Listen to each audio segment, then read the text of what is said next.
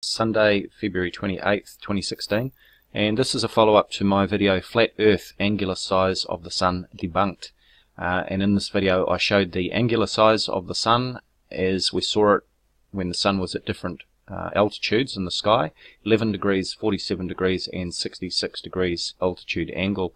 Now in this video I'm actually going to play the original video clips so that you can see how I went about this and focusing the camera and so forth.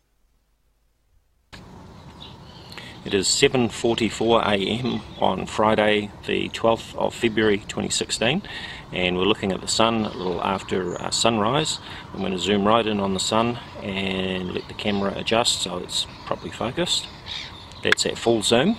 Just adjust that down a little bit.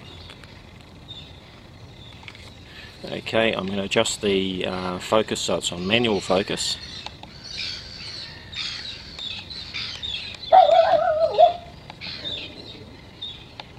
It's now on manual focus and set to infinity, and that is with the camera at full zoom. Just check that. Yes, it is. And we're going to check the angular size of the Sun at this time compared to later on when the Sun is high in the sky. We'll do the same thing. So that's at maximum zoom at, the time is now 7:45. Let's zoom out and check the camera at with the zoom right out there. As you can see the trees and so on just above the horizon, so we'll check this again later.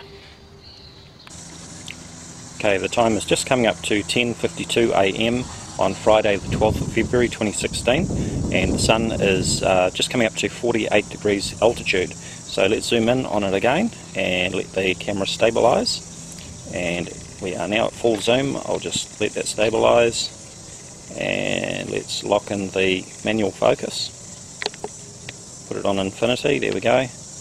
I'll just check that the zoom is all the way in. Yes, it is. We're zoomed all the way up. So we'll compare the angular size of that to the shot that we took earlier this morning. Just zoom all the way back out again, and now the zoom is all the way out. Okay, it's just gone 1:30 PM on Friday the 12th of February 2016, and the Sun is now at its highest point in the sky. It's right on the meridian and is at 66 degrees, so that's the highest point that it's going to get in the sky today for this time of the year. And as before, let's zoom right in on the Sun and let the camera adjust, and then I'll set the manual focus. Get it nice and steady. Okay, lock in the focus. Set it to infinity, and let me just double check the zoom, make sure it's zoomed all the way in, and yes it is. So there is the angular size of the Sun at 66 degrees altitude on Friday the 12th of February 2016 as seen from my location. Let's zoom that right back out again, and then we'll go and compare the angular size of all three shots from about an hour after sunrise this morning, from mid-morning, and now from when the Sun is at its highest point. So here we are looking at screenshots from our three videos of the Sun at 7:44 AM, 10:52 AM and 1:30 PM, and we can see that the angular size is exactly the same regardless of the angular altitude of the Sun and the distance that it would be according to the flat Earth model. We see that there is no difference in the angular size. Now I should say at this point too that I've noticed in the feedback comments on my first version of this video is that some people have queried the fact that my video doesn't show the date and time on the images, that I've actually added them here as you see here. With the digital camera there is no way to display the date and time.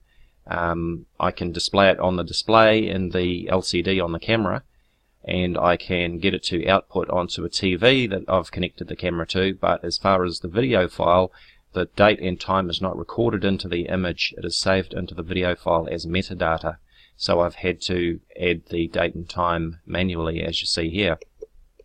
So some people have actually queried the fact that, well, I could have faked the date and the time and all that sort of thing. Well, if I really wanted to do that, of course I could just change the date and time on the camera before I film each clip, which would have the same effect anyway. But if anybody really questions my integrity on this or the authenticity of the date and time in the images that I've shown, there's a simple solution. Try it yourself. Take your camera and a welding lens, number 12 or number 14 if you can get one, and try the same experiment. Try it for yourself and make sure that you zoom the camera right up on the sun so that you're at full optical zoom.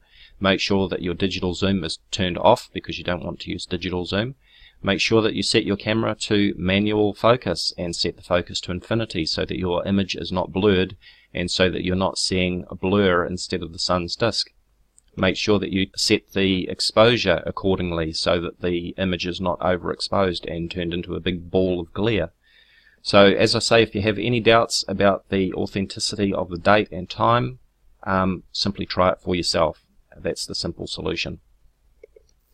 Here is the comparison of the three images, and a protractor is shown here showing the different angles at 11 degrees at 7:44 AM, 47 degrees at 10:52 AM, and 66 degrees at 1:30 PM when the sun was at its highest point in the sky.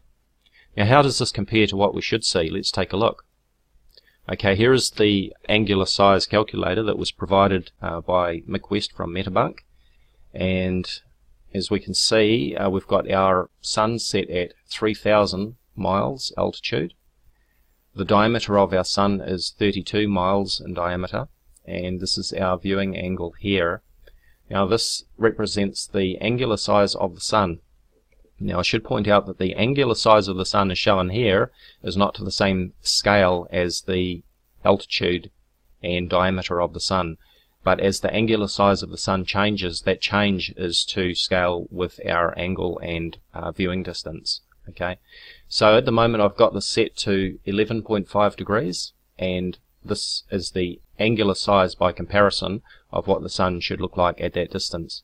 When I drag this back so that we're looking at 47 degrees, you can see that the sun up the top there is larger. So 47, let's make that about 47.5. Okay, so that's the angular size of the sun compared to what it was before at 47 degrees. And at 66 degrees, which was when the sun was at its highest point, that would be the angular size of the sun compared to where we started off. Point being, obviously, if I drag that down there and compare that to our height, it is not 3,000 miles in diameter. We're comparing the change in angular size. So that's from 66 degrees down to, what did I say, 11.5 degrees. So that's a change in our angular size of the sun. This is what we should expect to see if the Earth is indeed flat. But this is not in fact what we see when we compare our images. Instead, what we see is that the angular size of our sun is exactly the same regardless of its angle, altitude and apparent distance away from us if the Earth were flat. So this debunks the flat Earth claim about the sun being at an altitude of 3,000 miles regardless of the size, because even if it's not 32 miles in diameter, let's say it's 100 miles in diameter. The point is that, as any child knows, when an object is closer to you, it appears to be larger. When it is further away from you, it appears to be smaller. But this is not the case with what we see with the real sun. And the same applies to the moon as well. I could just as equally film the full moon rising and travelling across the sky, and the angular diameter of the full moon would remain the same as it travelled across the sky. There would be no change.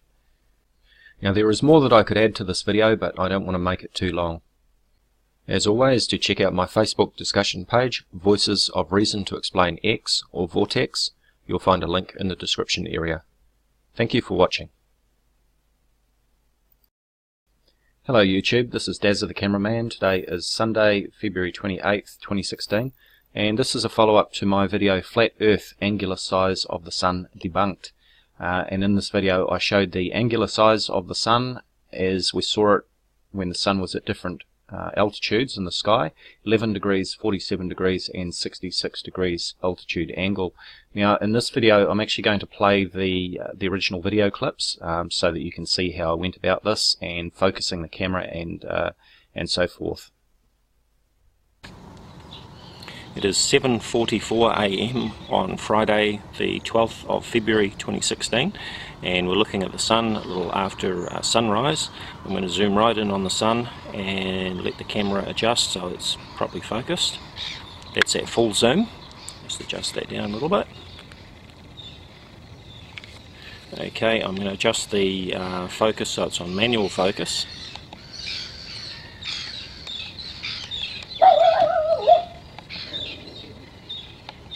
It's now on manual focus and set to infinity, and that is with the camera at full zoom. Just check that. Yes, it is. And we're going to check the angular size of the Sun at this time compared to